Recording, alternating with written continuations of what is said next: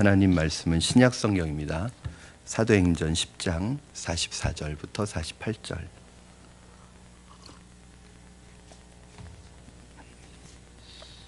신약 성경 사도행전 10장 44절로 48절까지 말씀, 저와 여러분 한 절씩 교독하시고 마지막 48절 말씀은 합독하도록 하겠습니다. 제가 먼저 봉독하겠습니다. 베드로가 이 말을 할 때에 성령이 말씀 듣는 모든 사람에게 내려오시니 베드로와 함께 온 할례받은 신자들이 이방인들에게도 성령 부어 주심으로 말미암아 놀라니 이는 방언을 말하며 하나님 높임을 들음이러라. 이에 베드로가 이르되 이 사람들이 우리와 같이 성령을 받았으니 누가 능히 물로 세례 베품을 금하리요 하고 명하여 예수 그리스도의 이름으로 세례를 베풀라 하니라.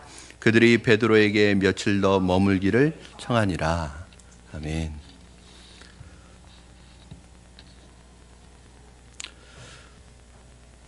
사람은 자기 생각에 사로잡혀 살기 쉽고, 그 생각에 사로잡히면 그것이 내 안에서 또아리를 틀어가지고 머리에 이고 인생길을 살아가는 것이 보통 사람들입니다.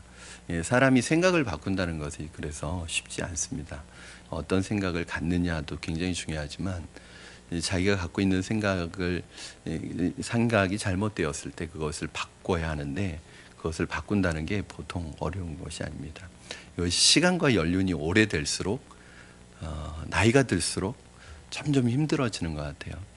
어떤 면에서는 나이가 든다는 것이 그런 어떤 삶에 대한 사상과 생각에 대한 내 융통성이라고 할까요?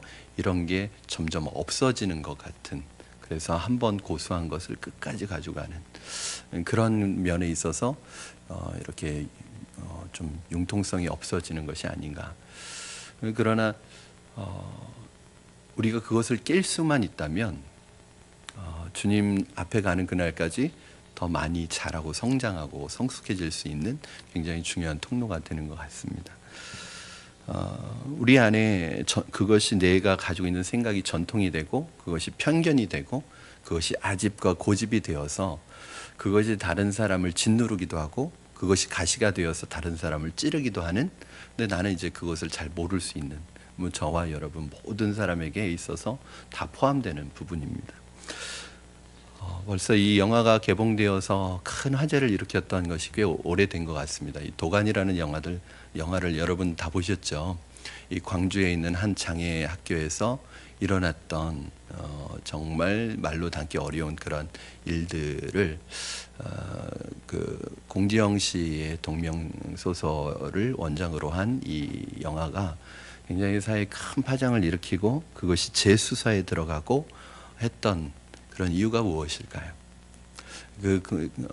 그곳에 영화에 등장하는 교회 장로, 판사, 검사, 그리고 교육계에 종사하는 그 많은 사람들이 함께 다 어울려서 총체적인 어둠의 도가니를 만들었던, 비리의 도가니를 만들었던 그 사건이 오늘 굉장히 사회에 큰 파장을 일으켰습니다. 그리고 그 영화, 감독이 그것을 의도적으로 연출한 것이겠지만, 그러한 그 죄악들이 일어나는 장면마다 계속해서 십자가가 걸려 있었던 것을 저는 지금도 잊을 수가 없습니다. 아마 의도적으로 그렇게 한 것일 거예요. 십자가를 걸어놓고 온갖 죄악을 저지르고, 십자가를 걸어놓고 온갖 자기의 욕심을 채워가는 그 타락한 인간들의 죄악된 모습이 이 감독의 연출을 통해서 아주 선명하게 드러났던 영화입니다. 이것이 오늘날 신앙이 아닌 종교인들로 살아가는 수많은 기독교인들의 다른 이면을 보여주는, 고발하는 일종의 영화였던 거죠. 거기에서 기독교를 직접적으로 기독교에 대해서 욕하지는 않았지만, 그걸 통해서 기독교인들, 수많은 신앙이 아닌 예수 그리스도의 제자의 삶을 살아가는, 신앙인이 아닌 종교적인 삶을 살아가는 수많은 기독교인들, 이 십자가가 그들의 하나의 신앙의 고백이 아니라 장식품으로 십자가를 달고 살아가는 사람들에게 그들의 신앙의 단면을 아주 노골적으로 보여주는 것이었습니다. 여러분, 십자가는 벽에 걸려 있을 때는 아무런 능력이 없습니다. 주님이 지셨던 십자가는 구원의 십자가이고 능력의 십자가이고 부활의 십자가이고 생명의 십자가인데 왜 그 십자가가 이렇게 되었을까요? 그 십자가를 지지 않았기 때문에 그렇습니다. 십자가를 지지 않고 십자가를 걸어두고 십자가를 목에 걸고 장식장에 걸고 다녔기 때문에 그렇습니다. 영화는 우리에게 그걸 외치고 있습니다. 기독교인들이요, 십자가를 목에만 달고 다니지 말고 벽에만 걸어놓지 말고 십자가의 그 고귀한 명령 앞에 순종하는 사람이 될 때 하나님의 나라가 우리의 삶 속에, 우리의 이 땅에 임하게 된다고 외치고 있는 거죠. 영화를 보면서 그런 걸 어떻게 알았냐고요? 다 보입니다. 오늘 본문은 여러분 너무나 유명한 본문이에요. 고넬료라는 이 사람이 구원받는, 고넬료의 집안에 베드로가 와서 말씀을 전할 때 성령의 충만함과 역사가 나타났던 장면. 이 장면이 왜 중요하다고 말씀드렸죠? 이 고넬료 사건을 통해서 드디어 이방인들에게 복음이 전해지는 결정적인, 그래서 이 사건이 결국 사도행전 15장에 이방인들을 받아들이는 그 계기가 되는 중요한 사건입니다. 만약에 고넬료의 이 사건이 없었다면은 사실은 저와 여러분들이 오늘날 복음을 못 받을 수 있어요. 물론 하나님의 계획은 또 다르게 진행됐겠지만 그 정도로 중요한 본문입니다. 오늘 본문은 유대교의 엄격한 전통과 종교적 규칙 때문에 결코 유대교의 벽을 넘어설 수 없었던 초대교회가 어떻게 하여 그 마음을 활짝 열고 이방 세계로 나아갈 수 있었는지를 보여주는 굉장히 중요한 장면입니다. 예수 그리스도를 통해 놀라운 구원의 능력을 경험하고 부활의 감격을 맛보았던 초대교회였지만 그들의 그 은혜가 유대인들에게만 부어지는 것이지 이것은 이방인들과는 상관없는 유대인들만 누릴 수 있는 특권이라고 생각했던 그 마음이 구원을 받았지만 부활의 기쁨을 감격을 가지고 있었지만 그 초대교회 성도들에게는 이 마음이 없었다는 사실을 우리가 알 때 굉장히 낯섭니다. 왜냐하면 하나님의 지경은 그들 유대인들의 구원에 있지 않고 더 넓고 광대한 하나님의 계획이 있었어요. 그것은 무엇이냐면 성령이 너에게 임하시면 오직 너희가 권능을 받고 예루살렘과 온 유대와 사마리아 땅끝까지 이르러 내 증인이 되는 이 구체적인 플랜을 하나님이 가지고 계셨는데, 이 광대한 뜻을 가지고 계셨는데 유대인들은 그들이 구원받았음에도 불구하고 그들의 종교적인 전통과 편견과 그들의 아집에서 전혀 벗어날 수 없었습니다. 그러니까 하나님께서 이것을 깨는 사건이 뭐냐면 이 베드로에게 환상을 보여주고 고넬료에게 말씀을 보여주심으로 이것이 깨지게 하는 중요한 사건이었습니다. 여러분, 사실은 이것은 신약 시대에 와서 갑작스럽게 일어난 일은 아닙니다. 그렇죠? 여러분이 잘 알고 있는 것처럼 구약 성경부터 신약 성경 전체에 흐르는 하나님의 마음이 뭐냐면 이방인을 향한 구원의 마음을 가지고 계세요. 그게 어디에서 나타나죠? 창세기에서부터 나타나죠.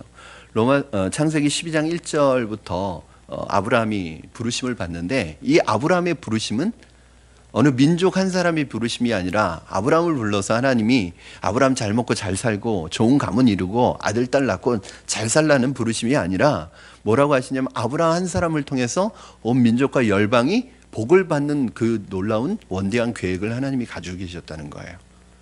여러분, 우리 창세기 12장 3절 말씀에 뭐라고 돼 있죠? 너를 축복하는 자에게는 내가 축복하고 너를 저주하는 자에게는 내가 저주하리니 땅의 모든 족속이 너로 말미암아 복을 얻을 것이라 하신지라. 그러니까 다른 말로 하면 너는 복의 근원이 될지라. 어떤 복의 근원이 되는 거예요? 구원의 근원이 되는 거예요. 하나님은 아브라함을 이 마음으로 부르셨고 이스라엘을 부르실 때도 이스라엘 한민족의 구원을 위해서 부르신 것이 아니라 이스라엘이 제사장 나라가 되어서 모든 민족과 열방에 제사장 삼으시는, 제사장으로서 살아가도록 하나님께로 돌아오는 통로의 역할을 하도록 부르신 거예요. 그래서 늘 저희가 재밌게 얘기하는 게 있어요. 왜 하나님이 아브라함이 원래 팔레스틴 사람이 아니잖아요. 그렇죠? 아브라함은 어디 사람이죠, 원래? 아브라함이 저기 메소포타미아에 사는 아람 사람이었다고. 아람이면 바벨론 그쪽이잖아요. 그렇죠? 이 메소포타미아에서 살아가고 있는 이 아람 사람이었던 아브라함을 거기에서 부르시고 거기에서 살게 하실 수도 있잖아요. 그러면 그 땅이 선민이 됐을 수도 있잖아요. 그렇죠? 근데 이 아브라함을 데려다가 이 팔레스틴에다 딱 놨어요. 그럼 왜요? 아니, 아브라함이 중요하면 아브라함을 부르셔서 거기에서 살게 하시면 거기에 선민을 삼으시면 되잖아요. 그런데 왜 아브라함을 불러다가 팔레스틴 땅에다가 놓으셨을까요? 이 땅이 어떤 땅이에요? 아프리카 대륙과 아시아 대륙과 유럽 대륙이 만나는 길목이잖아요. 이것만 봐도 하나님이 아브라함을 통해서 여기에 이스라엘 민족을 세우고 이 하나님의 백성들을 통해서 온 열방과 민족에게 복음이 전해질 하나님 원대한 계획이 이미 이때부터 세워져 있다는 것을 알 수 있죠. 유대인들의 자신들의 종교의 신념의 틀 속에 갇혀서 이런 하나님의 마음은 보이지 않았고 느껴지지 않았습니다. 그래서 하나님께서 그들을 깨우치기 위해 오늘 고넬료에게 말씀을 보여주심으로 베드로에게 환상을 보여주심으로 그 문을 활짝 열으셨어요. 오늘 이 본문을 통해서 한번 우리가 생각해 봐야 될 것은 이 본문 말씀을 잘 아니까 본문 말씀에 대한 설명을 많이 하지는 않겠습니다. 한번 우리 적용적인 차원에서 대지를 나눠봤어요. 내가 가지고 있는 생각이 혹시 나만의 고집과 아집은 아닌지, 나만의 편견과 전통은 아닌지, 내가 혹시 그것을 말씀보다 더 위에 놓고 있지는 않은지 한번 점검하시고, 그것이 하나님의 말씀이 아니라면 언제든지 하나님의 말씀 앞에 무릎 꿇을 준비가 되어 있도록 우리의 마음을 만드는 것이 오늘 우리에게 주시는 이 말씀의 본질입니다. 첫 번째는, 여러분과 나누고 싶은 첫 번째는, 말씀에 순종하여 나아갈 때 거기에 성령의 역사가 나타난다는 사실입니다. 이막인 고넬료의 집에 찾아가라는 주님의 말씀을 듣고 베드로가 고민하지 않을 수 없었습니다.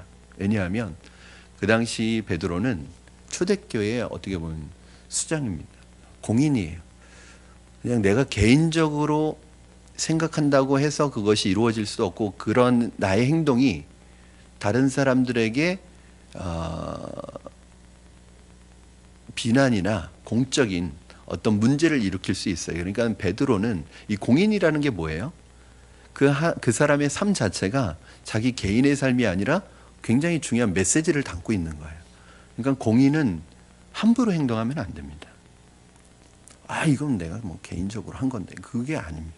공인은 그 사람의 삶 자체가 메시지를 담고 있는 거예요. 그러니까 함부로 이방인들과 어울릴 수가 없는 거예요. 그런데 하나님께서 베드로를 도전하시고 또 베드로가 그 도전에 순종합니다. 베드로가 이 자신의 유대인으로서의 편견과 전통을 깨는 것이 얼마나 힘들었을까 여러분 잘 아시죠? 얼마나 힘들었을까요? 이 환상을, 이 보자기가 내려오는 환상을 보는데 주님의 음성이 들리잖아요. 너 이거 먹어라. 이게 주님의 음성인지 베드로가 알았을까요? 몰랐을까요? 알았죠. 이게 주님의 음성인지 알았어요. 왜요? 베드로가 뭐라고 그래요? 주여, 내가 이것을 나서부터 한 번도 먹어본 적이 없습니다. 먹지 않았습니다. 주님의 음성인 걸 알아요. 그런데도 주님이 3번 말씀하실 때까지 계속 거부하잖아요. 여러분, 이 편견과 고집과 전통을 깨는 게 어느 정도로 힘드냐면 주님이 말씀하셔도 안 돼요. 내 안에 있는 이 편견과 고집을 깨는 게 주님의 음성이 들려도 거부한다니까요. 그러니 이게 얼마나 힘든 일이에요. 이 전통과 편견을 깨는 게. 종종 교회가 복음이나 말씀의 본질이 아니라 전통과 어떤 편견 때문에 갈라지는 경우를 많이 봅니다. 전통이라는 것이 여러분 필요할까요? 필요 없을까요? 필요할 때도 있지만 전통이 말씀보다 위에 올라오게 되는 순간 그 전통은 깨트려야 됩니다. 그런데 많은 교인들이, 많은 성도들이, 많은 크리스찬들이 하나님의 말씀이 뭐라고 하시는지보다 자신이 가지고 지켜왔던 전통을 더 굳건하게 지켜요. 왜 그럴까요? 왜 내가 가지고 있던 전통, 내가 가지고 있던 이 생각, 이 신념을 주님의 말씀보다 더 위에 두고 지키려고 할까요? 첫째는 거기에 익숙하기 때문에 그래요. 익숙한 거에 익숙해져 있어서 제가 장로교에서 신앙생활을 했어요. 장로교 합동 측에서 보수적인 교단이잖아요. 합동 측에서 신앙생활을 하다가 신학교만 선결교로 갔어요. 그런데 처음 선결교에 가서 예배를 드리는데 제가 여러분들에게도 말씀드렸지만 중간에 예배 드리다가 뛰쳐나왔어요. 그러면서 제가 뭐라고 했냐면 이게 무슨 예배야. 저에게 있어서 예배의 정의는 무엇이었을까요? 정말 제가 드렸던 그 선결교의 예배가 잘못된 예배고 틀린 예배였을까요? 그게 아니라 저에게 익숙하지 않았던 거예요. 불편했던 거예요. 익숙하지 않으면 불편해요. 불편하면 어떻게 생각하면 이거 잘못됐다고 생각하는 거예요. 그거는 틀린 게 아니라 다른 거였는데 제가 다른 걸 모르고 제가 익숙했던 예배가 진리라고 생각했던 거예요. 오늘날도 얼마나 많은 사람들이 그런 생각을 가지고 있어요. 초창기에 저희 교회에 오시는 분들이 교회에 등록을 않고 안 나오셨던 이유 중에 하나가 왜 사도신경을 예배하면서 사도신경을 안 하죠? 그 얘기였어요. 왜 사도신경을 아니 우리 신앙 고백한다고. 우리는 주님을 예수 그리스도를 구주로 믿는다고. 그 신앙 고백이 있다고. 그래도 사도신경 안 하는 것 때문에 이 교회 등록 못 하겠다고 하는 분들도 있었어요.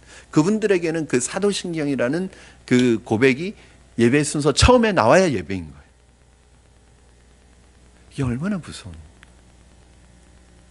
혹시 여러분 우리에게 그렇게 좀 익숙해져 있는 신앙적인 전통이 없습니까? 그것이 때로는 하나님의 말씀보다 위에 있어서 하나님이 말씀하셔도 받아들이지 못하는 것은 없나요? 예수님이 뭐라고 그러시죠? 이 백성이 입술로는 나를 사랑하되 마음은 내게서 멀도다. 왜요? 사람의 교훈으로 가르치니 하나님의 말씀을 떠난다는 거예요. 사람의 교훈으로 가르치면서 하나님의 말씀에서는 벗어난다는 거예요. 그 사람의 계명이 뭘까요? 그 당시로는 장로의 유전인데 이건 뭐냐면 성경을 해석하고 적용한 책이에요.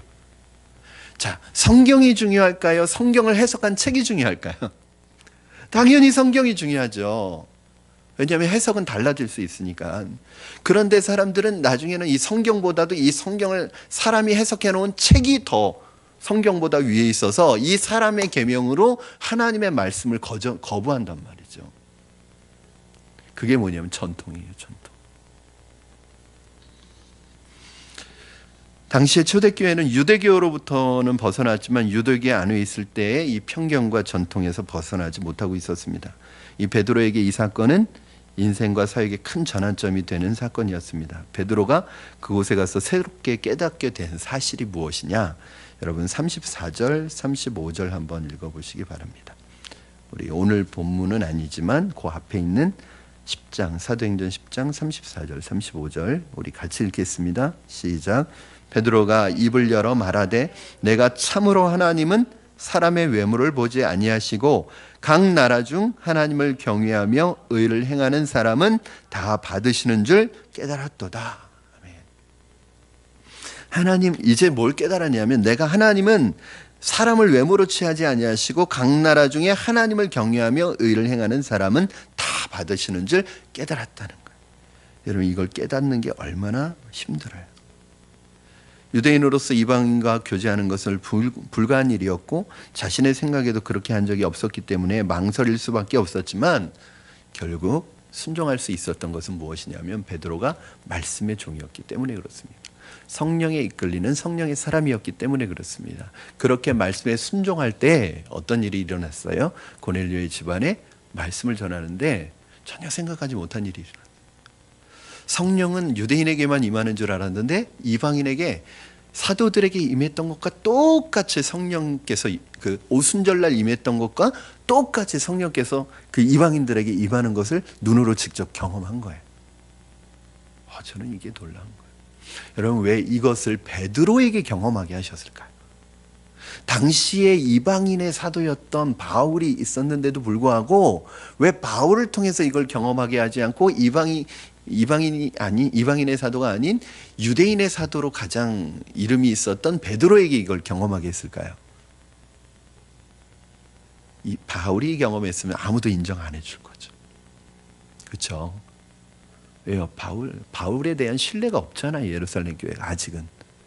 너는 이방인하고 친하니까 그렇게 얘기할 수 있지. 근데 베드로라는 유대인의 사도의 수장이 이걸 경험해야 영향력이 있는 거예요. 하나님 그래서 일부러 베드로를 부르신 거예요. 만약에 바울을 불렀으면 이렇게 어렵지도 않았을 거예요. 고넬료에게 가게 하는 게.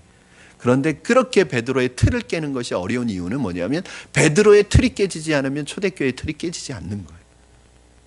여러분 그 교회, 그 공동체 어떤 단체의 지도자의 틀이 깨지지 않으면 그 공동체는 변하지 않아요. 가정의 틀이 깨지지 않으면 가정의 분위기는 바뀌지 않아요. 교회 목사의 틀이 깨지지 않으면 교회는 바뀌지 않아요. 교회는 변화되지 않아요. 나라의 지도자의 틀이 깨지지 않으면 안 되는 거죠. 그래서 베드로를 부르신 거예요. 사랑하는 여러분, 말씀에 순종하시는 저와 여러분 되기를 바랍니다. 그때 말씀의 순종의 자리에서 성령의 은혜와 역사를 체험할 수 있기를 주님의 이름으로 축원합니다. 저는 말씀의 순종을 왜 해야 돼요? 말씀에 순종하면 희생만 하고 어려움만 있고 손해만 보는데 이거는 이제 초신자들이 하는 말이에요. 여러분 정말 말씀을 따라 살아간다는 것이 순종한다는 것이 쉽지 않고 어려움이 있지만 왜 말씀을 순종하죠? 방해도 있고 어려움도 있지만 말씀을 순종할 때 거기에 뭘 경험하는 거예요? 하나님의 능력을 경험하는 거예요. 성령의 능력을 경험하는 거예요. 제가 단언컨대 순종하지 않는 사람은 절대 성령을 체험할 수 없습니다. 순종하지 기도든 뭐든 모든 삶에 있어서 순종하는 삶이 따라가지 않으면 그분은 성령님을 깊이 경험할 수 없습니다. 왜냐하면 성령님은 인격적인 하나님이시기 때문에 그렇습니다. 여러분 두 번째, 오늘 모든 것을 맡길 때 성령님의 역사가 나타납니다. 첫 번째는 순종할 때, 두 번째는 성령님 모든 걸 하나님께 맡길 때 성령의 역사가 나타납니다. 베드로가 이제 그 하나님의 뜻을 발견하고 깨달았는데 즉각적으로 순종하지 못하고 좀 머뭇거렸어요. 이유가 무엇일까요?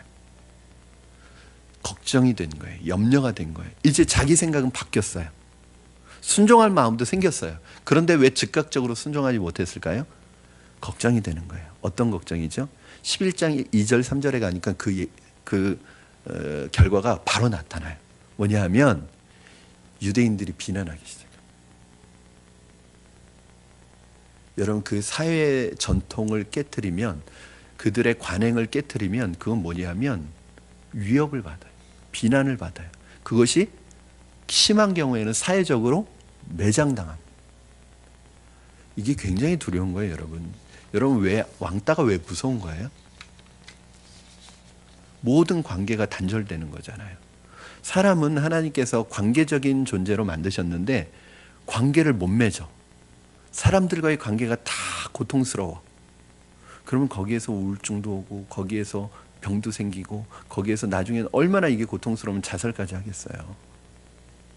사회에서 매장당한다는 게, 여러분 지금보다 그 사회는 이 공동체가 더 단단한 사회죠. 지금도 사실은 이슬람권이나 이런 데는 개종을 하거나 그러면 완전히 집안에서 매장당하죠. 너 우리 딸 아니다, 우리 아들 아니다, 그래 내쫓잖아요. 그게 굉장히 큰 벌이에요, 심판이에요. 그럼에도 불구하고 베드로는 이 두려움을 극복해요. 어떻게 극복할까요? 하나님께 이 모든 염려와 두려움을 맡겨버립니다. 잠언 16장 3절 말씀, 너의 행사를 여호와께 맡기라. 그리하면 여호와께서 경영해 주시겠다고 그렇게 말씀하고 있습니다. 맡기는 차원은 여러분 문제뿐만 아니라 모두 맡겨야 돼요. 결과도 맡기는 거예요. 결과. 내가 주님께 이 문제를 맡긴다는 것은 어떠한 것과 연결이 되어 있을까요? 동기가 주님을 신뢰하기 때문에 맡기는 거예요. 그러니까 맡긴다는 건 뭐가 있다는 거예요? 믿음이 있다는 거예요. 자꾸 맡기는 훈련을 할 때 그럴 수도 있어요. 내가 지금 믿음이 연약하지만 과감하게 하나님 앞에 한번 맡겨보면 그 맡김을 통해서 뭐가 생기냐면 믿음이 자라나요. 믿음이 훈련이 돼요. 믿음이 연단이 돼서 믿음이 커진단 말이에요. 그러면 선순환이 일어나는 거죠. 믿음이 커지니까 더 잘 맡기게 되는 것입니다. 하나님은 오늘도 온전히 맡기는 사람을 사용하십니다. 하나님이 사용하시는 사람은 맡기는 사람을 사용하세요. 아직도 내가 하나님께 맡기지 않으면 하나님은 강제로 우리를 막 강탈해서 강제로 하시는 분이에요. 왜? 모르겠어요. 100% 그런 경우 없다고 말할 수는 없어요. 왜? 때로는 강권적으로 하나님이 이끄시는 사람도 있는데 보편적인 방법은 아니란 말이에요. 왜 하나님은 우리를 강제적으로 막 억지로 끌어다가 막 하기 싫은데 밀어넣고 그러시지 않을까요? 그건 믿음이 아니에요. 믿음은 뭐냐면 자기가 결단해야 되는 거예요. 그렇게 맡길 때 하나님이 우리를 비로소 사용하십니다. 저는 여러분이 하나님이 쓰시기 편한 도구가 되기를 주님의 이름으로 축원합니다. 저도 일을 하다 보니까요, 제 손에 익은 도구가 있어요. 똑같은 망치라고 해도 불편한 망치가 있고요, 손에 익은 망치가 있어요. 이 탁구를 쳐도 라켓이요, 제가 늘 쓰던 라켓, 이 익숙한 라켓이 있지, 이게 막 익숙하지 않고 막 다듬어지지 않고 뻣뻣하고 이런 도구는 사용하기가 어려워. 하나님이 사용하시고 싶은데 자꾸 내 편견과 내 전통과 내 생각을 고수하느라고 뻣뻣해가지고 하나님이 쓰실 수 없도록 만드는 사람이 있어요. 하나님이 능력이 없어서 쓰시지 않는 게 아니라 하나님이 인격적인 분이시기 때문에 쓰시지 않는 거예요. 여러분, 결과는 하나님께 맡기시기 바랍니다. 어떻게 될까 걱정하지 마시고 우리의 미래를 하나님 앞에 맡기시면 하나님께서 멋지게 사용하실 줄로 믿습니다. 1902년에 글래디스 아일월드라는 이 여자분이 가난한 농부의 집에서 태어났습니다. 농사꾼의 딸로 태어났는데 너무 가난해서 어떤 부잣집에 가정부로 들어가서 겨우 잠자리와 먹는 것만 공급받으면서 생활하는 것으로 만족해야 되는 생활을 하고 있었어요. 그러니까 이 소녀에게 무슨 꿈이 있겠어요. 그런데도 이 소녀는 한 가지의 유일한 낙이 뭐였냐면, 뭐 보수도 적고 일도 많고 가정부의 일이 너무 많았지만 이 소녀가 즐기는 아주 일이 소소한 일이 뭐였냐면 공상하는 걸 즐겼대요. 그런데 이 아이가 20살이 돼서 처음 교회에 나가서 예수님을 구주로 영접하고 예수님을 만나고 인생이 바뀌는 거예요. 그러면서 이 공상하던 이 소녀가 어느 순간부터 공상이 아닌 공상을 하기 시작했어요. 그게 뭐냐면 예수님을 믿고 나니까 내가 다른 나라에 가서 예수님을 전하고 싶다는 꿈을 가지게 된 거예요. 그런데 이 아이가 해외 선교사로 갈 수 있는 여건은 전혀 되지 않았습니다. 첫째, 공부에 재능이 없었어요. 그래서 전혀 공부를 하는 것이 불가능했고 어떠한 것에 있어서도 재주가 없었어요. 은사가 보이지 않았어요. 특히 해외 선교사로 나가려면 외국어도 습득해야 되고 해야 되는데 그거에 대한 어떠한 능력도 없는 정말 세상 사람들이 보기엔 보잘것없는 소녀에 지나지 않았습니다. 그런데 이 소녀는 그 꿈을 버리지 않았어요. 그리고 어느 날 자기가 그동안 모았던 돈을 다 모아가지고 그것으로 차표를 끊어가지고 중국으로 떠납니다. 중국에 왔지만 이 아이가 할 수 있는 일이 무엇이겠어요? 그래서 노새몰이꾼들이 머무는 여인숙에서 일을 하기 시작했습니다. 그 여인숙의 주인을 대신해서 그것을 운영하는 일을 했는데 점점 이 아이가 그 일을 잘하기 시작하고 노새몰이꾼들이 그 여인숙에 들릴 때마다 그들을 통해서 중국어를 배우게 되고 나중에는 중일 전쟁이 일어났을 때는 이 여인이 틈틈이 모아온 돈으로 입양한 아이들이 100명 정도 되는데 이 100명의 아이들을 데리고 황하를 건너서 태국의 국경까지 가서 피하는, 그리고 그 아이들을 살리는 일을 이렇게 했어요. 그리고 20년이 지나서 다시 고국인 영국으로 와서 간증을 하게 되었습니다. 이 여인의 간증에 사람들이 큰 감명을 받고 이 여인을 소재로 한 영화가 생겨났는데 그 영화가 6개의 행복한 여인숙, 행복한 6개의 여인숙이라는 이 영화가 시사회를 갖게 됐는데 그 시사회에 엘리자베스 여왕까지 초청이 됐다는 거예요. 그리고 그 여인이 거기서 이러한 고백을 했다고 합니다. 하나님께서는 아마도 처음에 굉장히 훌륭한 사람을 부르셨을 것입니다. 선택하셨을 것입니다. 그 사람은 아마 남자였을 것이고 그 사람은 굉장히 훌륭한 사람이었을 것이고 그 사람은 아마도 교육을 많이 받은 사람이었을 것이고 모든 면에서 뛰어난 재능을 가진 사람을 하나님이 선택하셨을 것입니다. 그런데 잘 모르겠습니다. 그가 죽었는지 아니면 그가 하나님의 부르심 소명을 거절했는지 모르겠지만 하나님이 그 사람을 대신할 사람을 찾다가 내려다보시다가 어느 날 아무 보잘것없는 작고 보잘것없는 저를 보시게 된 것입니다. 그것이 전부입니다. 이렇게 얘기하더라고요. 여러분 정말 보잘것없는 이 소녀가 하나님 앞에 자신의 미래를 걱정하지 않고 그 주신 마음을 가지고 인생을 맡겼을 때 하나님께서는 이 작고 보잘것없는 여인을 통해서도 이렇게 위대하게 일하시는 것을 볼 때 저와 여러분의 삶을 미래를 하나님 앞에 맡긴다면 거기에 분명히 성령께서 역사하심이 나타날 줄로 믿습니다. 저는 여러분들이 삶을 한번 하나님께 맡겼으면 좋겠습니다. 맡기시면 그런 거 있잖아요. 맡겼을 때 오는 편안함. 누구에게 맡기느냐에 따라서 다른 것 같아요. 믿지 못할 사람에게 내 인생을 맡기면 맡기는 순간 불안하고 두렵습니다. 편안함이 없어집니다. 어떻게 저 사람이 어떻게 할까? 그러나 정말 믿을 만한 분에게 흔들림 없는 분에게 내 인생을 맡긴다면 내 삶에 오히려 존재하고 있는 모든 불안과 두려움까지 다 사라질 줄로 믿습니다. 가장 선하고 가장 아름답고 가장 멋진 길로 하나님이 저와 여러분을 인도할 줄로 믿습니다. 마지막으로 성령님께서 역사하실 때 우리의 지경이 넓어집니다. 여러분 이렇게 이 세 가지가 연결되어 있는 거 아시겠죠? 하나님의 말씀에 순종할 때 어떻게 돼요? 성령께서 역사한다고 그랬죠? 하나님의 말씀에 순종할 때 우리 인생을 주님께 맡기게 되는 것이고 우리 인생을 주님께 맡길 때 거기에 성령의 역사가 나타나는 것이고 성령의 역사가 나타날 때 우리의 지경이 넓어지는 것입니다. 유대인들이 자신들의 구원의 은혜와 이 성령의 은혜가 자신들의 것이라고만 생각할 때는 그 복음은 어디 안에 머물러 있어요? 예루살렘 안에, 유다 안에만 머물렀지만 이것을 깨트리고 거기에 성령의 역사가 나타나는 순간 이 복음이 어디까지 가요?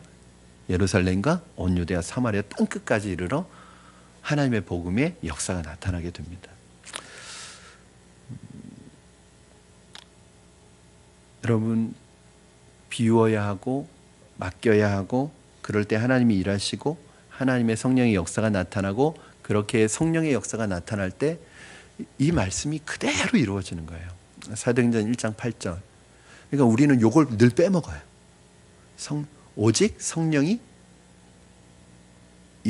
임하시면 뭘 받아요? 권능을 받고 이거 이제 빼먹는 거예요.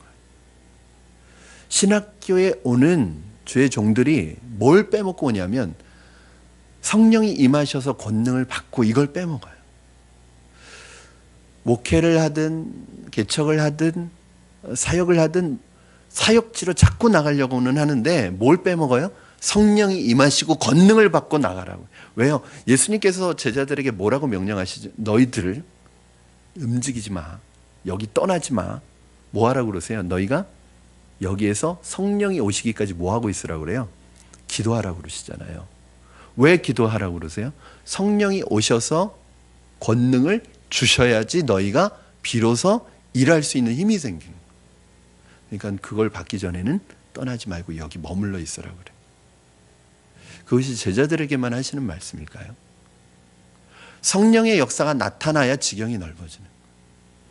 저는 여러분 모두가 이 성령님을 체험하기를 주님의 이름으로 축원합니다. 성령님을 체험하려면 어떻게 해야 된다고요? 말씀에 순종하고 맡겨야 되고 성령님을 체험하면 어떻게 되냐면 우리의 생각과 틀을 깨는 우리의 한계를 넘어서는 심지어는 우리의 육체의 한계도 넘어서는 하나님의 지경을 우리에게 보여주십니다. 제가 목사님 한 분의 글을 읽어드리고 설교를 마무리하려고 합니다. 조신영 목사님이라는 분의 목회 일기라는 곳에서 발췌한 글입니다. 이 글을 잠시 인용하도록 하겠습니다. 신학교에 입학한 후에 1년이 지나고 교육전도사로 처음 면접을 보게 되었는데 양복이 한 벌도 없었다. 하나님 앞에 기도할 수밖에 없었다. 그래서 하나님, 전도사로 면접을 보아야 하는데 양복이 없습니다. 보내주시든지 물질을 주시든지 하여 주시옵소서. 그렇게 기도했다. 그런데 결국 양복도 안 주시고 물질도 보내주지 않아서 면접을 보지 못하였다. 면접을 보지 못해서 결국 교회에 못 들어간 거예요. 교육전도사로. 좌절하여서 하나님께 푸념하다가 넘어져서 무릎이 깨지고 학교에 싸간 도시락도 없고 정말 비참했다. 근데 또 친구 전도사를 만났는데 이 친구 전도사가 뭐라고 자랑을 했냐면 요번에 면접을 보는데 교회 집사님이 양복을 사주었다고 자랑을 하면서 하나님은 참 좋으신 하나님이라고 자랑을 하더래요. 그래서 이 목사님이 하나님 앞에 그렇게 기도했답니다. 너무 화가 나서 하나님, 이게 뭡니까? 왜 이렇게 차별 대우를 하시는 것입니까? 그리고 하나님 앞에 따졌다는 것입니다. 그런데 며칠 후에 매형이 잠시 와보라고 했다. 누이는 집에 없었고 매형만 있었다. 양복을 보여주면서 50만 원을 주고 양복을 맞췄는데 자꾸 처남 생각이 나더라는 것이었다. 그래서 이 양복은 아무리 봐도 하나님이 처남을 주라고 그러는 것 같다고 하면서 양복을 주었다. 양복을 받아들고 집에 오는데 하나님 앞에 원망한 것이 후회가 되었다. 뿐만 아니라 훗날 이 양복을 입고, 이게 중요합니다, 면접 보러 간 교회에서 담임 목사님 딸과 결혼을 하게 되었다. 그러면서 이분이 뭐라고 하냐면, 만약에 하나님께서 먼저 양복을 주셨더라면 첫 번째 교회에 가게 되었을 것이고 지금의 사랑하는 아내를 만나지 못했을 것이다. 뒤돌아보면서 하나님은 참 선하신 하나님이셨다. 하나님 참 좋으신 하나님이었다. 하나님의 은혜였다. 그렇게 고백하는 이야기였습니다. 여러분, 믿음은 끝까지 하나님을 신뢰하는 것이고 하나님께 모든 시작과 끝을 맡기는 것입니다. 내 염려뿐 아니라 결과까지 맡기시고 내 현재뿐 아니라 미래의 삶까지 하나님 앞에 맡기신다면 성령께서 여러분의 삶을 하나님께서 가장 선한 방법으로 가장 최고의 하나님의 계획 속에 인도해 가실 줄로 믿습니다. 오늘 하나님의 말씀에 순종하시고 나의 미래와 인생을 하나님께 맡기셔서 하나님 앞에 쓰임받는, 그리고 여러분의 삶의 지경이 넓어지는 것을 경험하시는 우리 성도님들 되시기를 주님의 이름으로 축원합니다. 우리 기도하겠습니다. 이 시간 같이 기도하실 때에 하나님, 성령님을 경험하기를 원합니다. 성령님의 그 역사가 우리의 삶에 나타나기를 원합니다. 우리의 힘으로, 우리의 능력으로 살 수 없습니다. 하나님, 그 성령의 능력을 경험하기 위해 우리가 먼저 종자 씨처럼 우리의 믿음을 신게 하시고 우리의 순종을 신게 하시고 나의 마음을 맡길 수 있는 은혜를 허락하여 주시옵소서. 하나님, 우리가 우리의 수준에 머물러 있는 사람 되지 않게 하시고 성령님의 능력을 통하여 날아올라 우리의 지경이 넓어지고 하나님의 원대한 꿈에 쓰임받는 비전의 사람들, 소망의 사람들, 말씀의 사람들, 성령의 사람들 되게 해달라고 이 시간에 오늘 주신 말씀 붙들고 같이 결단하며 기도하시겠습니다. 살아계셔서 역사하시는 하나님 아버지, 주님의 은혜를 감사합니다. 아버지, 우리는 연약합니다. 우리는 부족합니다. 하나님, 그래서 우리가 가지고 있는 생각이 마치 진리인 것처럼 착각하고 그 생각을 깨트리지 못하고 그것을 평생 붙들고 살아가면서 하나님의 말씀도 거부할 때가 있습니다. 그러나 하나님, 우리를 통하여 성령의 역사가 나타나기를 원합니다. 말씀에 순종하게 하시고 나의 삶과 내 미래와 인생을 주님께 맡기게 하여 주셔서 성령께서 우리의 삶을 만져주시고 이끌어주시고 인도해 주심으로 말미암아 우리의 삶의 지경이 내 수준에 머물러 있지 않게 하여 주시고 하나님의 수준까지 이르는 놀라운 은혜와 꿈을 경험하게 하여 주시옵소서. 오늘도 우리 인생을 책임져 주시고 말씀을 따라가게 하시고 주님께 맡기게 하시고 결과까지 맡기게 하셔서 하나님께서 우리의 삶을 마음껏 사용하실 수 있도록 편안한 도구가 될 수 있도록 우리를 축복하여 주시고 우리를 결단하게 하여 주시고 우리로 인도하여 주시옵소서. 주님, 살아계신 하나님 감사합니다. 우리는 우리가 알고 있는 것이 전부인 줄 알고 내게 익숙한 것이 진리인 것처럼 참 변화되기를 싫어하고 하나님의 말씀 앞에서도 거부할 때가 많습니다. 하나님, 우리의 연약함을 주님 용서하시고 하나님의 말씀 앞에 나의 편견과 내 고집과 내 아집과 내 전통과 내 생각을 깨트리게 하시고 하나님이 나를 마음껏 사용하실 수 있도록, 하나님께서 쓰시는 편안한 도구가 될 수 있도록 주님께 맡기고 순종하는 사람들 되게 하여 주시옵소서. 하나님이 우리를 사용하실 때 내 수준에서 사용하시는 것이 아니라 하나님의 수준에서 사용하실 텐데, 하나님, 주님의 성령의 역사가 우리의 삶에 나타남으로 하나님 앞에 맡겨져서 하나님, 내 수준이 아니라 하나님의 수준에서 쓰임받는, 그래서 나를 통해서 이루시는 놀라운 하나님의 은혜가 나타나는 비전의 사람, 말씀의 사람, 성령의 사람으로 살아갈 수 있도록 오늘 이 시간에 작은 결단과 믿음을 심는 우리가 되게 하여 주시옵소서. 감사드리며 예수님의 이름으로 기도드립니다. 아멘.